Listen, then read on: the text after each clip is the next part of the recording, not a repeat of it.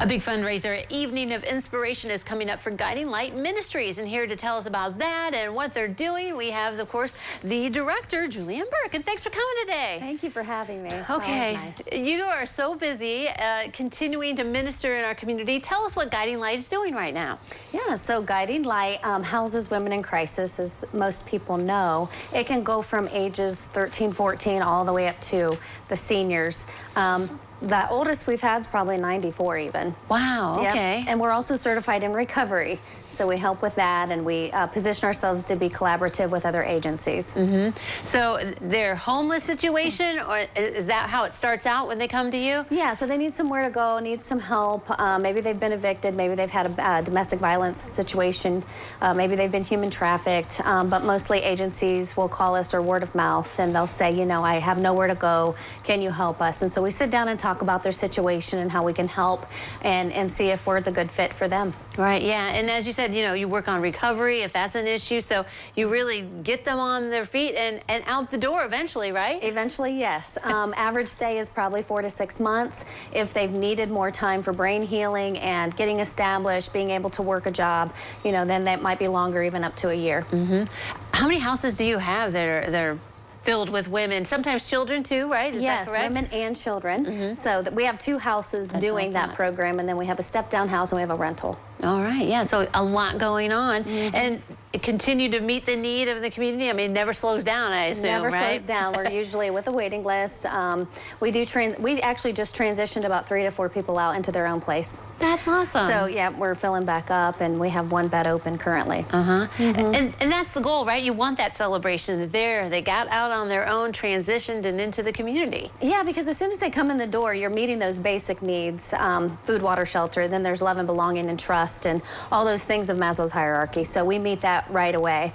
So we're investing in people. And not only do they get a home to live in and food, shelter, water, you know, they're actually getting seeds of greatness deposited into them. And actually this year, we're hosting the dinner and the evening of inspiration. And the few that I have to speak, usually we try to get testimonials of people who have been through the program. Well, these specific ones we have this year have gone into leadership to give back and to help. Oh, that's awesome. That has really come full circle then for them. Yes. Yeah, all right. You mentioned the dinner. It's the evening inspiration. It is on October 17th. Yes. And we'll hear testimony. Tell us about what the evening's all about. Yeah, so it's a catered dinner.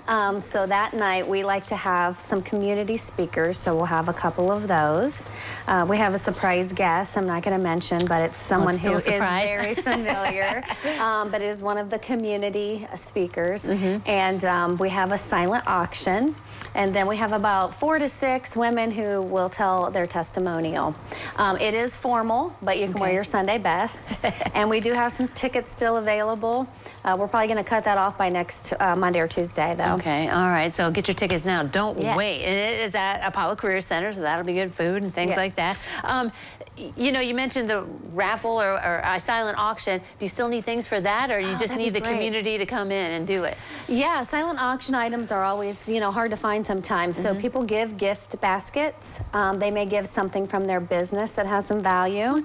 So yes, if anybody has anything that they want to put towards it, we would love that. All right, that helps very good. boost our income for that revenue. Information's on the screen too to be able to contact you. So you call it "My Cup Runs Over. I'll Never Thirst Again." I think that really speaks well of what you guys do, that, you know, you eventually get them on the road and their cup does runneth over. They come in dry, barren.